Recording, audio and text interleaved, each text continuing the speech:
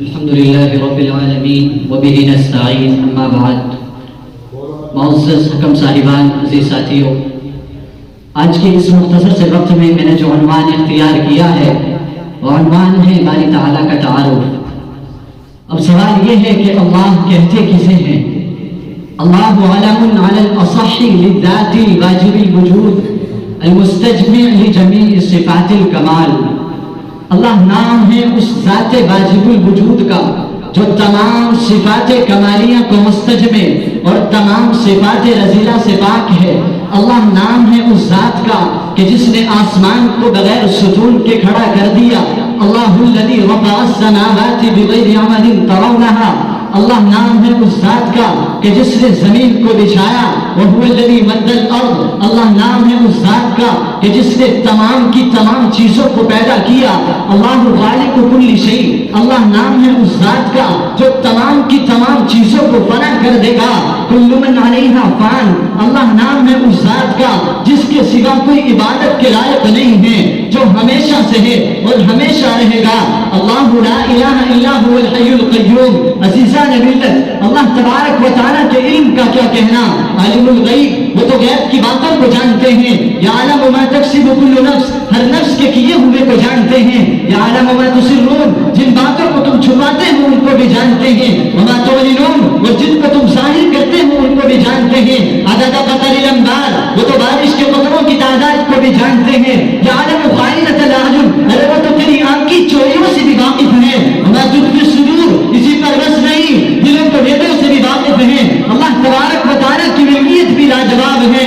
ہوا اس کی، یرسل الرياح. پانی اس کا، انزلنا من السماء ماء. زمین اس کی، والذی جعل لكم الارض. آسمان اس کا، وجعلنا السماء. پہاڑ اس کے، والجبال ارساها. سورج اس کا، والشمس وضحاها. چاند اس کا، والقمر اذا تلاها. ستارے اس کے، اذا النجوم انکدرت. ساری چیز اس کی. له ما في السماوات والارض. اللہ تبارک و تعالیٰ کی چاہت بھی بے مثال ہے. یہدی من یشاء. وہ جس کو چاہے ہدایت دے. ویذل من یشاء. جس کو چاہے ذلیل کر دے. تؤتی الملک ممن تشاء. جس کو چاہے بادشاہت عطا کر دے. وتنزع الملک ممن تشاء. جس سے چاہے بادشاہت لے لے.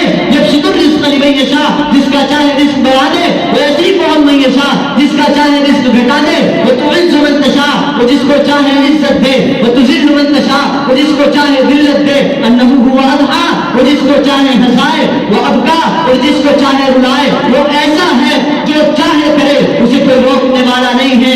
فعال لما یرید. آخر میں نبی پاک علیہ الصلوۃ والتسلیم کی زبانی اللہ تبارک و تعالیٰ کی تعریف سنتے ہیں. آپ باری تعالیٰ کی تعریف میں گویا ہے سبحان الذی فی السماء عرشہ. پاک وہ ذات جس کا عرش آسمان میں ہے. آخر میں نبی پاک علیہ السلام نے بھی ہتھیار ڈال دیے. فرمایا لا احصی ثناء علیک انت کما اثنیت علی نفسک. یا اللہ، میں آپ کی کما حق و تعریف بیان نہیں کر سکتا. آپ کی ذات گرامی تو ایسی ہے کہ جس کی آپ نے خود تعریف کی. چنانچہ ارشاد باری ہے اگر سارے درختوں کو قلم بنا دیا جائے، سارے سمندروں کو سیاہی بنا دی جائے. قرآن کریم کہتا ہے لو کان البحر مدادا والبحر یمده من بعدی. اس کے بعد 7 سمندر اور ملا لیے جائے، پھر باری تعالیٰ کی تعریف لکھی جائے. قرآن کریم کے اندر باری تعالیٰ فرماتے ہیں لنفد البحر.